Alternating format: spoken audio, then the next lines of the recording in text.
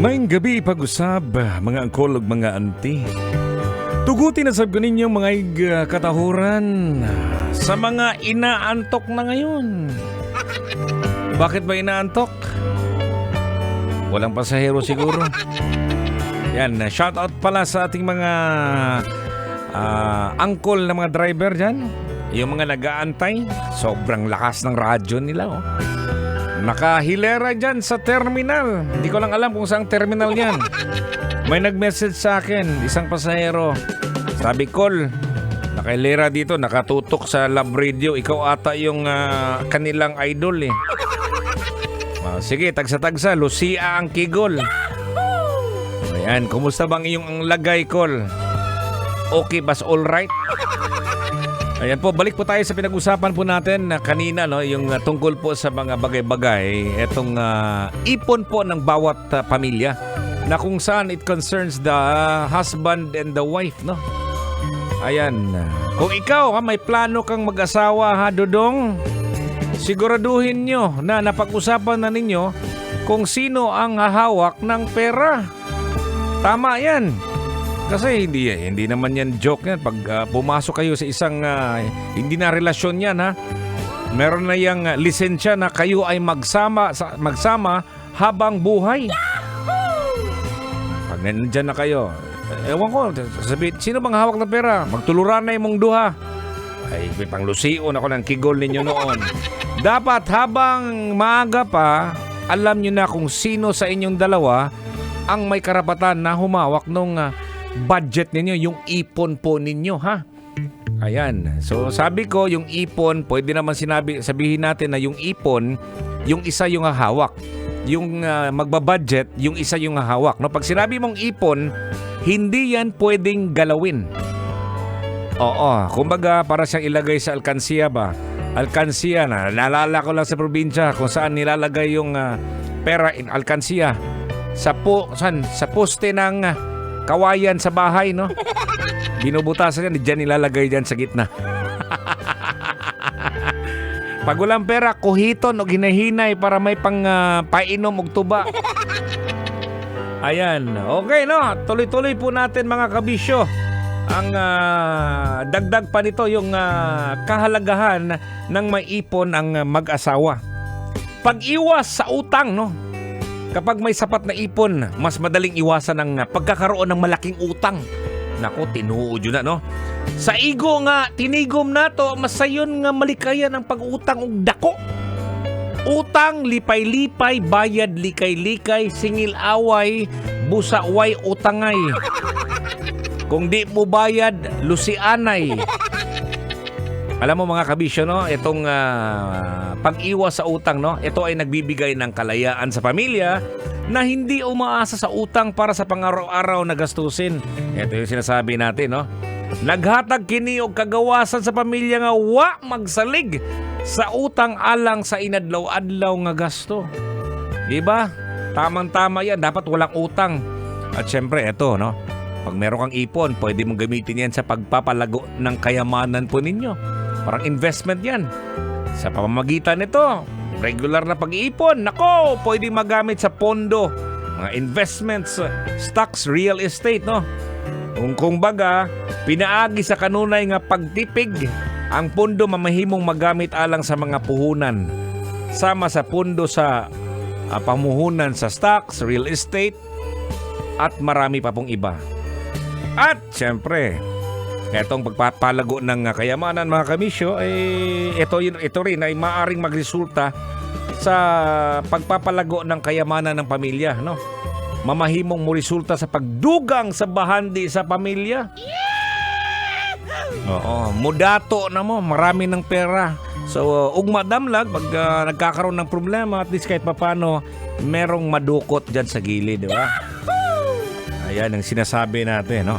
Sa kabuuan, mga kabisyo, ang tanong po natin kanina kung sino ba ang dapat na humawak ng pera sa mag-asawa? Si Mr. ba o si Mrs. at bakit? Siguro para sa akin, sa sarili kong opinion lang ito, ha. Pwede yung siguro you can say na tama ka to eh. Pwede ka rin mag-disagree sa akin. nasa inyo po yan. Para sa akin, no, depende naman po yan no, kung sino yung mapagkakatiwalaan.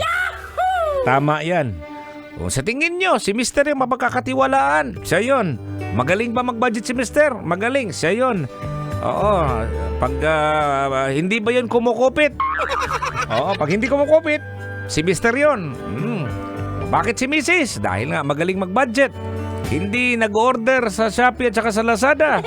O kaya sa other hindi gumagastos ng hindi kailangan sa bahay. Pwede yan, no? Magaling mag-budget. Pero, Mister, sikreto sa tuan niya.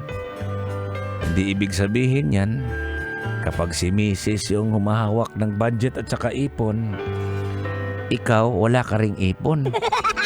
Dapat meron kang ipon na, sikreto lang ha. Kay kung uhawon gali ka, unya ganahan kang moinom og bino di pataranta, naa kay mayarok. Ang ibig kong sabihin, if the need arises, may mga emergency kahit pa paano, meron namang pera naman na madukot si Mister ha. Ganun yung buhay. So, ikaw Toy, naapo kay sikreto? Sandali lang. Check ko muna kung nakikinig ba yung asawa ko. Kasi pag nakikinig, sigurado yan sa pagtulog ko, kuuto ning akong gabitay. Ay, nako naman mga kabisyo. Yun sinasabi natin, no? May babasahin ba tayo, no? Babasahin ko lang to, no? Sino bang dapat, no? Yung nasabi ko na kanina, sabi dito ni Agnes Cancino, yung biyanan para di high blood lagi. Ganon. Alright, sabi ni Madonna Martinez de Guzman, si Mister na lang siguro, di pa sumakit ulo ko. Tama naman yun. Akala nyo, yung may nagbabudget ng pera ha, walang sakit sa ulo. Uy, sakit na sa ulo, no? Lalong-lalo na pag kulang yung pera. Kamot ka sa ulo, taas. Kamot mo ka sa ulo, ubos. Ayan, sabi dito ni Jeje Dena, depende ra dyan na to'y og kinsay kabalo mo budget.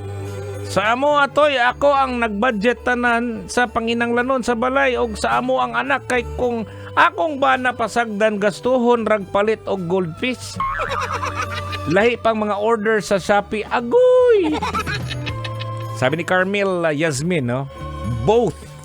Mas okay kasi pareho may say sa budgeting at as a woman, dapat may sarili tayong pera. Yan ang sinasabi ko. Hindi lang as a woman, as a man din. Ikaw din, Mister, dapat meron din. Meron kang sikreto. Sabi ni Cindy Nombrado Garcia, hala ka, Kuya Toy, may pera pala na dapat hawakan yung mag-asawa? Bakit kami walang pera? Hais! Sabi ni Dailay, depende. Meron din namang boys na gastador. Meron namang girls. Kaya kung sino na lang ang marunong mag-budget, siya na lang. Oo nga naman, no?